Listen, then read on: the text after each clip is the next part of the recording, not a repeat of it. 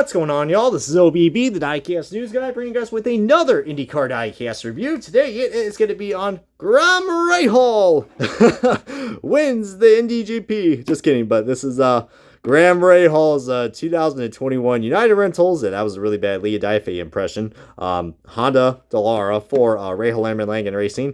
This is a beautiful diecast that I picked up from Circle B Diecast. Make sure to use the promo code OBBYT, get that free shipping.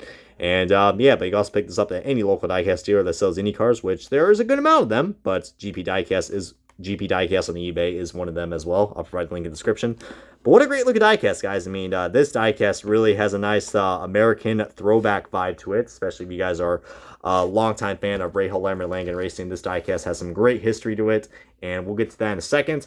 But nice packaging design from Greenlight. Probably not the best that they've done, but I mean, compared to last year's, I absolutely do love last year's. But really cool that Greenlight was able to, the Greenlight always finds a way to change their packaging every year, which is cool because that's way you can differ from which year is which. But you can also look at the copyright right there. But yeah, and you guys can take a look. Yeah, the Ohio native himself. You gotta love it right there. And without further ado, let's get on the diecast review and the official unboxing of Rahal's United Rentals Honda. Alrighty, guys, so we got this diecast out with box, and man, this thing looks really nice. My God, you know me, I'm a big fan of, the American patriotic schemes and liveries, and this one in particular looks really cool. United Rentals always does a great job when it comes to those types of liveries.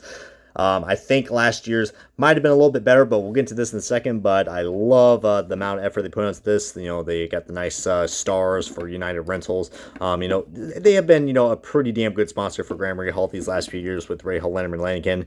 And this is actually based off his Indy 500 ride, guys. So, yeah, and probably get to that in a second, guys, because I think this is mostly what this paint scheme / livery is well known for, but a nice new change right here. But a big difference I've noticed right off the bat is that the 1/18 scale version of this car, for what I know, I think the 1/64 scale version is correct. Like, this is supposed to be like a maroon or like a very shiny metallic maroon.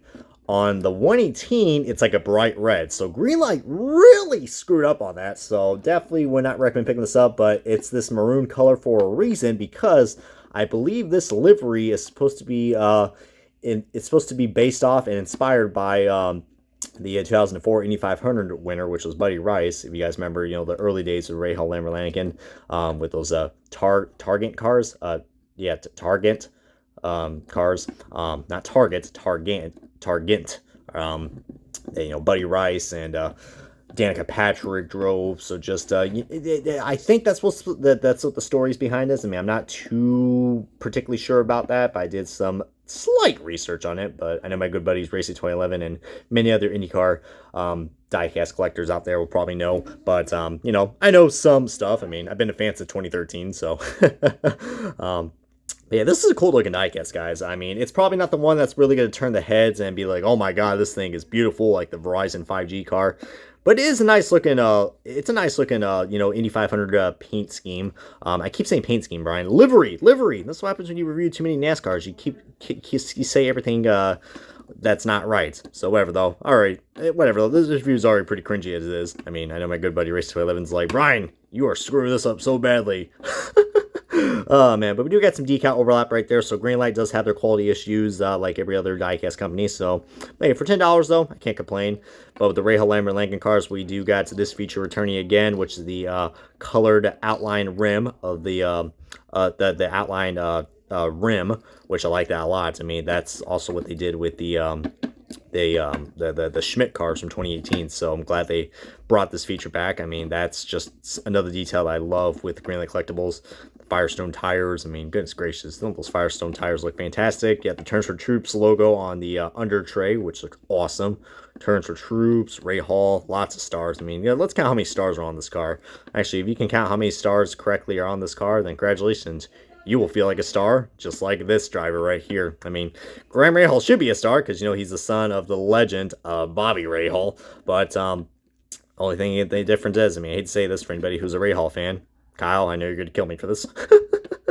Oh, man. Yeah, shout out to Racing Nation TV as well. One of my good buddies. He's a big Rahal fan. But, yeah, Graham Rahal, man. I mean, these last few years of the Indy 500, man, he has been pretty damn competitive. He finished, I believe, 3rd last year. And this year, man, he had himself a damn good car to possibly go out and finally win this thing and, you know, fulfill what his father did with Bobby Rahal. But yeah, it wasn't meant to be. I mean, let's just say it wasn't Graham Rahal's fault, but around like lab 119 or 120, Graham Rahal was coming down to the pits, and, you know, nice smooth stop until we find out that, yeah, one of his tires were actually loose. The left rear was not snugged in all the way, and it bounced off, and once he got back up to speed into the short chute coming out of pits, he spun out, and so did his tire. And you want to know where his tire went? It bounced off of his car and bounced off Connor Daly's freaking aero screen, near really close where his helmet was, which I thought, because I was in turn 3 when that happened, I was like, I saw a tire flew, what the hell just happened?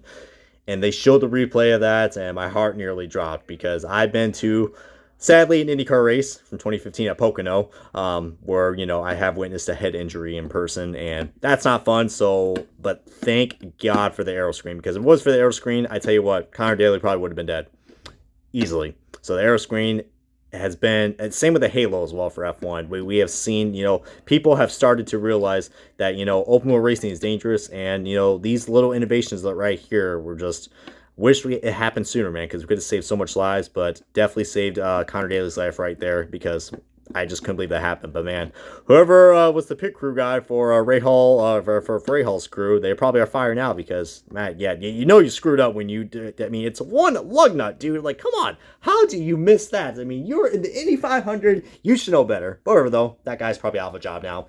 But that sucks for Rahal, man. I mean, let me tell you what, man. That's the reason why I go to the Indy 500 every year. And let me tell you what, when that day comes, when a Rahal or an Andretti wins the Indy 500 again, the place is going to go nuts. I mean, it went nuts as it is when Elio got his 4th. I mean, that was just something I am just so proud to, you know, witness in person. A 4-time winner, seeing that in person, that was just insane. Graham Rahal, his time is coming, and I know it will. I mean, I know he's got a kid now, so, you know, he's got a family with Courtney Force and his newborn daughter that was just born last December, which is almost coming up on a year now, which pretty damn crazy as it is. But hey, you know, gotta love the Rahal family growing. I mean, gotta love that. But this is just a beautiful paint scheme, guys. I mean, it's not as good looking as, I mean, it's a cool looking diecast, but when you look at last year's, which I'm going to show you guys in a sec, I personally think last year's looks a little more better, just because, yeah, the metallic, man. I love the metallic silver that we got from last year. That was so cool. I mean, I get what they were trying to do with the red. The red is supposed to be like a maroon to represent, you know, the good old days from Rahal, Lambert, Lanigan. But, so it's a nice, I like that they collaborated with that, but I still like last year's a lot more. And plus, you know, they got rid of this nice two-tone 15. I kind of like that. That was kind of signature for Graham Rahal with the stars and stripes. They kind of got rid of that. I don't know what the reason was for that, but just, it's a damn shame. But it's a nice looking paint scheme. But as you can see right there, but I've noticed that this car does not have the Indy 500 tires on it. As you know, I'm not really the biggest fan of the red Indy 500 tires, or did they actually ran the red tires as far as I know? I don't know. I probably had to look back on that as far as I know. But, you know, Greenlight, sometimes they don't really, sometimes they will get some stuff right. And, yeah, I just accidentally played a video. So nice job, Brian. You had yourself a perfect review, and now we got interruptions. So whatever, though. I'm expecting my good buddy Rob, my good buddy Racing 211, to call me on Skype now, like, hey, am I screwing up your review yet? But I just like how there was just a lot more going on in last year's livery with the camouflage and the metallic silver. I mean, this is cool. It's a nice throwback, but it's not really my favorite. I mean, I'm glad they changed it. I love it when they change the liveries every year. It just gives me a reason to go out and buy another diecast. I mean, I've been collecting all these IndyCar diecasts for every single one of them for the 1/64 scale since 2015 or so. So, heck, I'll still be collecting these things no matter what, because they're definitely worth $10. But comment below which United Rentals scheme do you guys like, or it could be any of the United Rentals cars that came out from 2017 and above. But definitely 2020 is probably a lot more better. I just love it. It goes well with those half rims. But yeah, post your other comments, thoughts below. This is going to wrap up the diecast review of Graham Rahal's 2021 United Rentals Honda Dallara for Rahal, Lambert, Lanigan Racing. Comment, like, subscribe, and this is an OBB. Catch you guys next time on another IndyCar diecast review.